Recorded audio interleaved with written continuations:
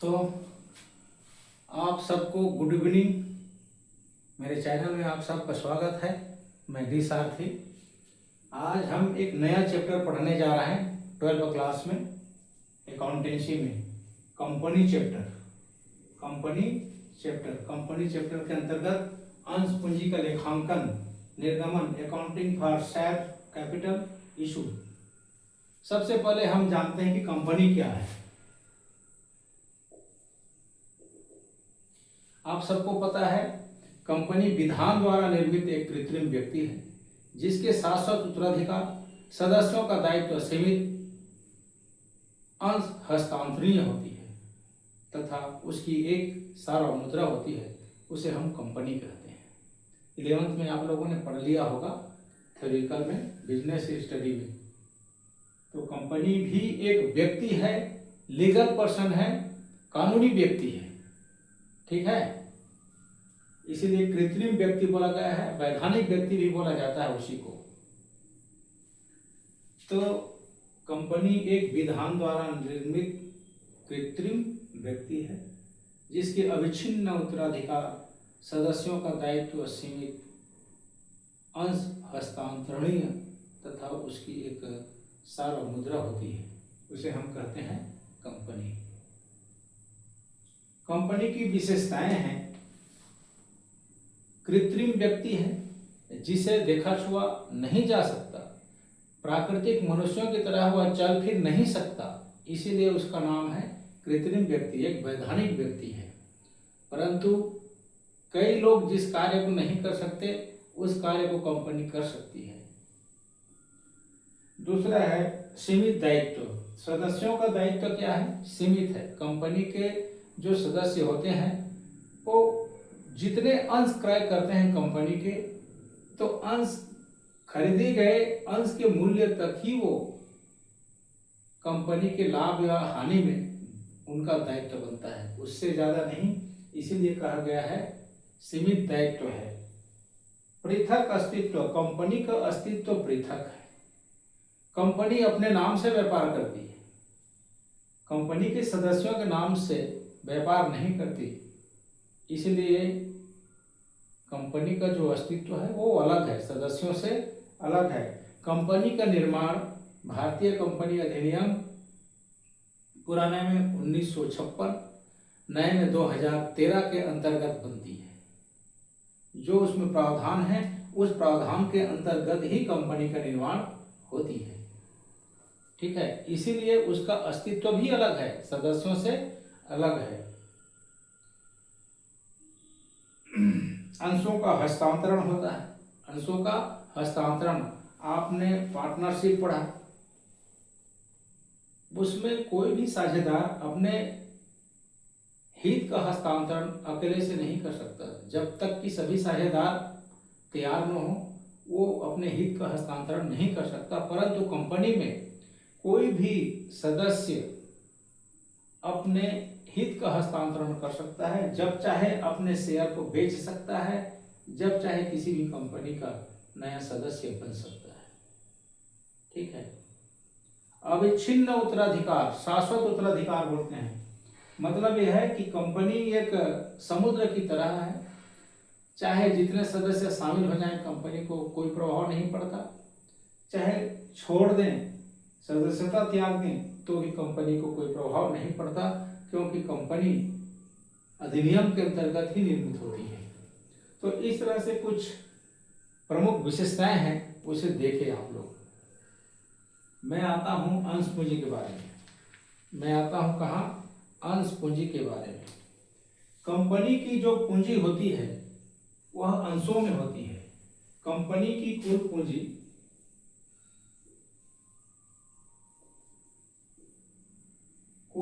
अंशों में बटी होती है।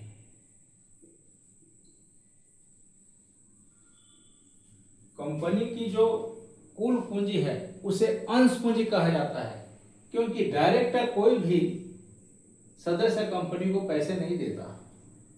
कंपनी एक प्रविवरण जारी करती है और अपना शेयर इशू करती है। जनता को निमंत्रण देती है कि कंपनी का जो मालिक बनना चाहते हैं या सदस्य बनना चाहते हैं वो कंपनी के अंश खरीदें। जो व्यक्ति उस अंश को खरीदता है, क्रय करता है, उसको अंशधारी कहते हैं, अंग्रेजी में शेयर होल्डर बोलते हैं। जो भी व्यक्ति कंपनी का अंश खरीदेगा उसे शेयर होल्डर और अंशधारी, वो वास्तविक मालिक है, उसे सदस्य भी कहते हैं। तो कंपनी की जो कुल पूंजी होती है वो कई छोटी छोटी इकाइयों में बटी होती है।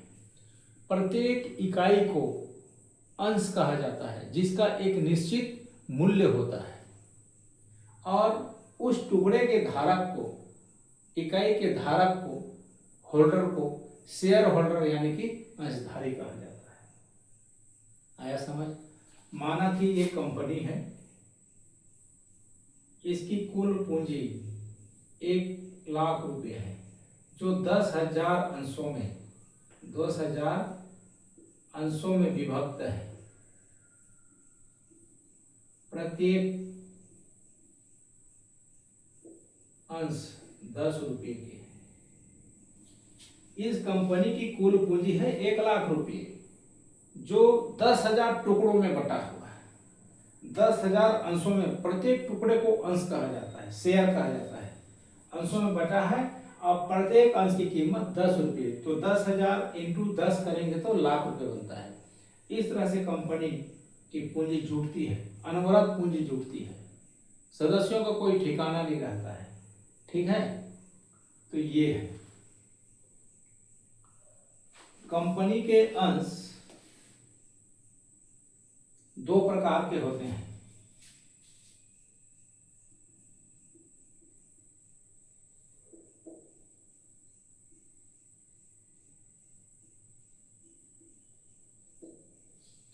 कंपनी के जो अंश होते हैं दो प्रकार के होते हैं। समता अंश, जिसे साधारण अंश भी कहते हैं, इक्विटी शेयर, और दूसरा है पूर्वाधिकार अंश। समता अंश कंपनी के वे अंश पूंजी होते हैं जो कंपनी में समता पूंजी को लाभ की कोई गारंटी नहीं रहती, लाभ की कोई दर नहीं रहती, और कंपनी के समापन पर पूंजी पहले प्राप्त करने का कोई अधिकार नहीं होता। ऐसे अंश पूंजी को समता अंश पूंजी कहा जाता है। दूसरा है पूर्वाधिकार अंश पूंजी। पूर्वाधिकार अंश पूंजी कंपनी के वे अंश पूंजी होते हैं जिनका लाभांश की दर निश्चित रहती है, चाहे कंपनी को लाभ हो या हानि, उससे उनको कोई लेना देना नहीं। पूर्वाधिकारी अंशधारी अपना शेयर का जो लाभांश है उसे हर वर्ष लेंगे ही, और कंपनी की समापन की दशा में पूंजी वापसी का प्राथमिकता होता है। तो ऐसे अंश को कहा जाता है कंपनी के पूर्वाधिकार अंश। तो कंपनी की जो पूंजी है वो अंशों में है, और अंशों के माध्यम से कंपनी पूंजी जुटाती है। ठीक है, तो इसमें है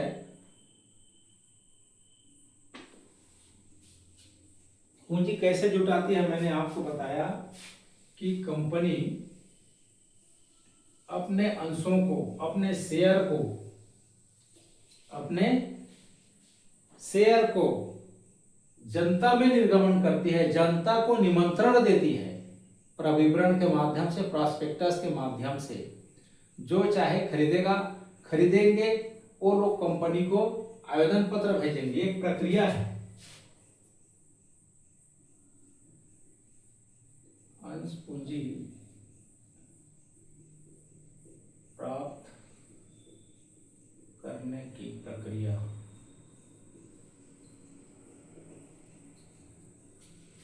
एक प्रक्रिया है। सबसे पहले अंशों का निर्गमन होगा।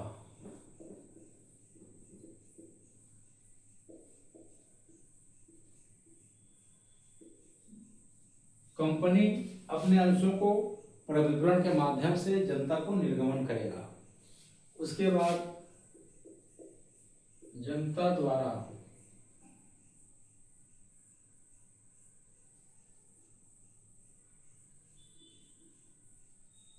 आवेदन, जनता से जनता से आवेदन पत्र प्राप्त करना। जो लोग खरीदेंगे कंपनी को आवेदन पत्र भेजेंगे। आवेदन पत्र के साथ आवेदन की राशि भी भेजेंगे। ठीक है। इसके बाद अंशों का आवंटन होगा। अंशों का आवंटन, अंशों का आवंटन होगा। फिर आवंटन की भी कुछ रकम होती है, उसे कंपनी सूचना देती है कि हम आपको इतने अंश आवंटित कर रहे हैं और आवंटन राशि इतनी है, आप इतने तारीख तक भेजिए। फिर याचना करती है, याचना करना। कंपनी के जो अंश है, माना कि एक अंश की कीमत 10 रुपया है। एक अंश की कीमत 10 रुपया है। चाहे तो कंपनी 10 रुपये को इकट्ठा ले सकती है और चाहे तो किस्तों में ले सकती है। किस्तों में किस तरह से? कुछ तो आवेदन पर 2 रुपये, कुछ आवंटन पर 3 रुपये और कुछ याचना पर 5 रुपये। 10 रुपये पूर गया। तो इस आधार पर कंपनी जब जब कंपनी को जरूरत होगी तब तब वो मांग करेगी, और चाहे तो इकट्ठा भी रुपये ले सकती है और चाहे तो ऐसे किस्तों में भी बांट सकती है। ठीक है। कंपनी अपने अंशों को 3 मूल्यों पर जारी करती है।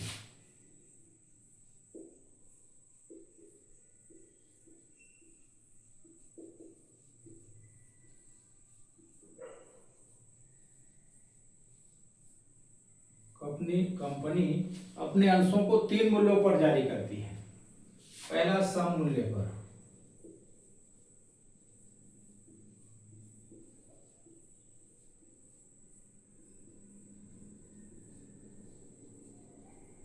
सम मूल्य पर। सम मूल्य का आशय यह है कि कंपनी का वास्तविक अंशों का जो कीमत है, कंपनी के अंशों की जो वास्तविक कीमत है, उसी कीमत पर जनता को बेचना सम मूल्य पर निर्गमन कहलाता है, एट पार वैल्यू। दूसरा प्रीमियम मूल्य पर।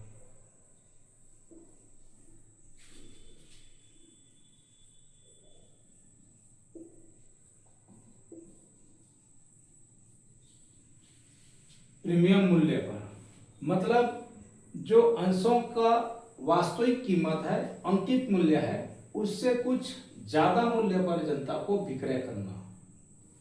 जैसे 10 रुपये का एक अंश है, इसे 12 रुपये में बेचना, तो 2 रुपये प्रीमियम होगा।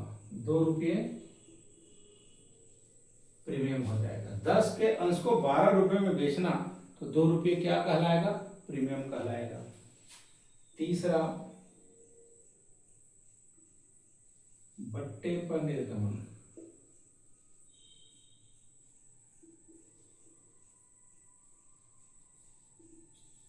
बट्टे पर निर्गमन मतलब अंश की जो वास्तविक कीमत है, अंकित मूल्य है, उससे कम मूल्य पर बेचना। मतलब 10 रुपये के अंश को 8 रुपये में बेचना, तो 2 रुपये बट्टा कहलाएगा। 2 रुपये बट्टा कहलाएगा। ठीक है। इस तरह से कंपनी तीनों मूल्य पर जारी करती है। वैसे अब बट्टे पर निर्गमन नहीं होता, सम मूल्य पर होगा या प्रीमियम मूल्य पर होता है। बट्टे पर निर्गमन नहीं किया जा रहा है आजकल, लेकिन पुस्तकों में बताया गया है कभी कभी बट्टे पर भी निर्गमन। आया समझ? तो अब इसकी जनरल एंट्री होती है। क्या होती है? General entry.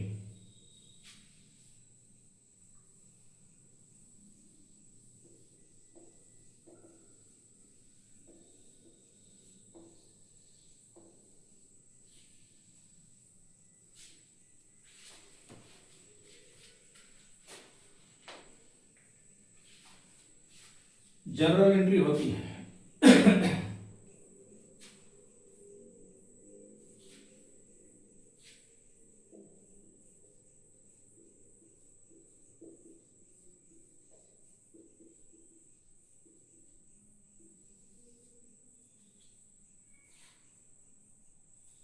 कंपनी अपने अंशों को दो प्रतिफल में निर्गमन करती है। कंपनी अपने अंशों को दो प्रतिफल में निर्गमन करती है। पहला, रोकड़ के प्रतिफल में अंशों का निर्गमन। दूसरा, रोकड़ के अतिरिक्त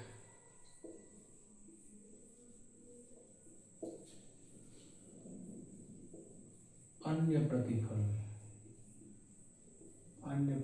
में निर्गमन।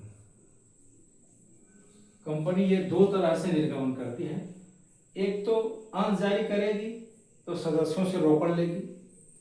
दूसरा, रोकड़ के अतिरिक्त अन्य प्रतिफल में अंश जारी करेगी तो रोकड़ ना लेकर के संपत्तियां लेगी, माल लेगी। इस तरह से कंपनी दोनों में निर्गमन करती है। तो हम लोग पहले चलेंगे रोकड़ के प्रतिफल में। रोकड़ के प्रतिफल में अंशों का निर्गमन, हम इसमें चलेंगे। ठीक है, रोकड़ के प्रतिफल में अंशों का निर्गमन। तो पहला पॉइंट है इसका, जब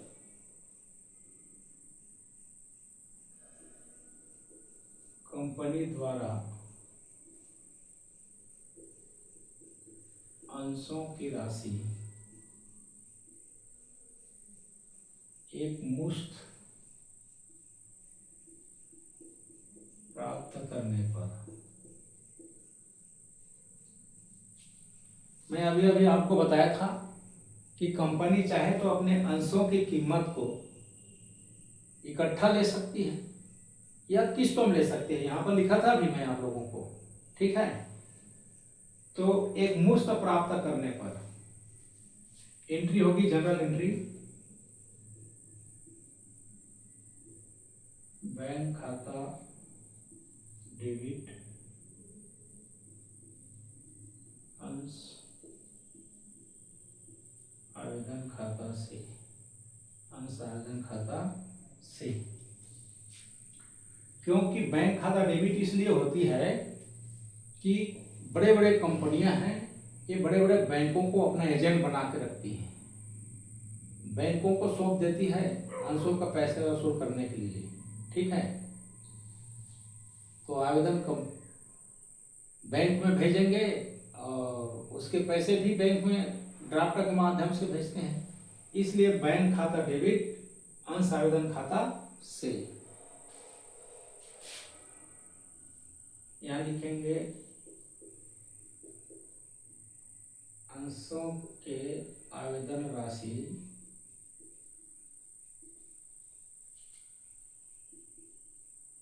प्राप्त होने पर।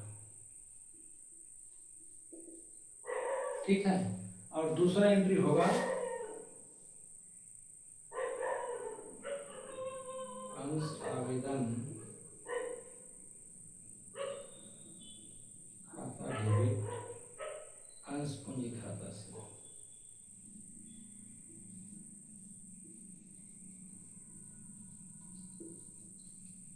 अंश आवेदन खाता डेबिट अंश पूंजी खाता से। अब कंपनी बैंक से रुपये को अपने कंपनी में ले जाती है और अंश पूंजी खाते में उसको मिलाती है। इसलिए दूसरा एंट्री होता है अंश आवेदन खाता डेबिट अंश पूंजी खाता से। अंश आवेदन राशि अंश पूंजी खाते में, अंश पूंजी खाते में हस्तांतरित करने पर।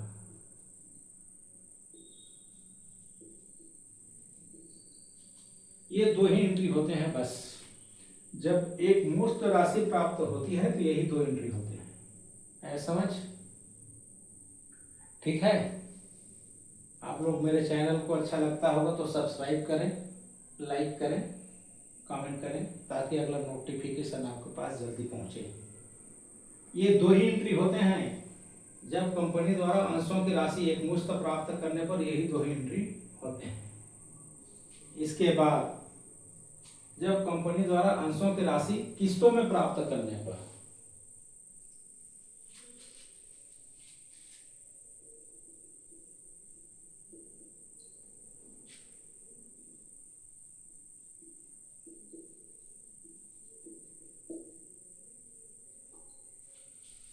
किस्तों में प्राप्त करने पर किस्तों में प्राप्त करेंगे तो आवेदन का जो रकम आएगा उसके लिए बैंक खाता डेबिट अंश आवेदन खाता से। दूसरा एंट्री अंश आवेदन खाता डेबिट अंश पूंजी खाता से। ये आवेदन के लिए दोनों एंट्री होंगे। ठीक है। तीसरी एंट्री होगी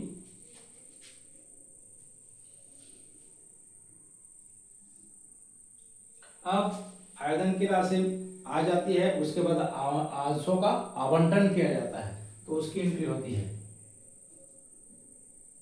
अंश आवंटन खाता डेबिट अंश पूंजी खाता से। अंश पूंजी खाता से आवंटन राशि देय होने पर कंपनी आवंटन करती है तो आवंटन की राशि की मांग करती है, इसलिए अंश आवंटन खाता डेबिट अंश पूंजी खाते से आवंटन राशि देय होने पर। इसके बाद जो अंशधारी हैं वो लोग आवंटन की राशि कंपनी को चुकाते हैं। तो चौथा एंट्री होगा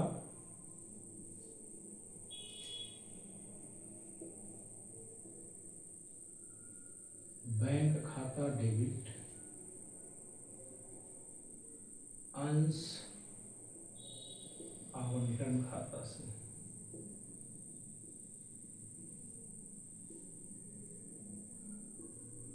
आवंटन राशि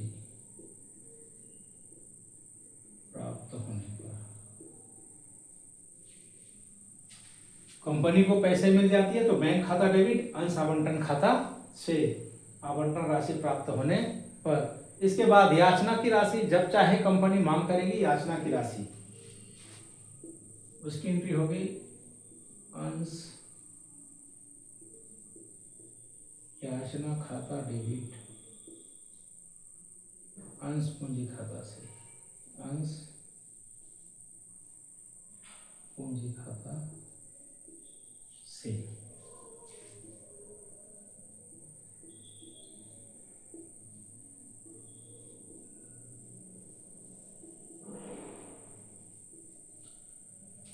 ये मांगी है। अब याचना की राशि, याचना दो तीन ठो हो सकती है। एंट्री ऐसे ही होगी, मान लीजिए दो ठो याचना है तो ये पहले वाले याचना का अंश प्रथम याचना खाता डेबिट अंश पूंजी खाते से, ऐसा। दूसरा होगा तो अंश द्वितीय एवं अंतिम याचना खाता डेबिट अंश पूंजी खाते से, ऐसे। अब इसके बाद रुपये मिलेंगे, याचना का भी पैसे आएगा तो बैंक खाता डेबिट अंश याचना खाता से। अंश याचना खाता से।